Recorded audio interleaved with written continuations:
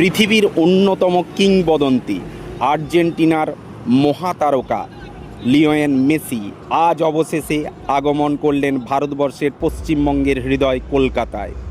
কলকাতার রক্তেই football stadium এখন যেন এক জীবন্ত প্রাণী। দর্শকের উত্তেজনা অতিকায়, চারিদিকে মানুষ থই থই করছে। ক্যামেরার লেন্সে পড়ে হাসি, কান্না, উচ্ছ্বাস আর অবর্ণনীয় আবেগের ঝড়। গ্যালারি ফাঁকা নেই, সব পুরনো গায়ে নতুন প্রাণ ফিরে পেয়েছে। আকাঙ্ক্ষা আর ব্যতিক্রমী আশা নিয়ে যখন মেসি মাঠে নামলেন, দর্শকরা যেন রীতিমতো উচ্ছ্বাসে ফেটে পড়লেন। চেয়ারগুলো, স্টেডিয়ামের বেঞ্চগুলো হোঁচট খেয়ে পড়ছে উত্তেজনার ঢেউয়ের নিচে। কিন্তু সেই উত্তেজনা, যে উত্তেজনার স্বপ্ন দেখিয়েছিল, হঠাৎ করেই বদলে গেল বিশৃঙ্খলায়।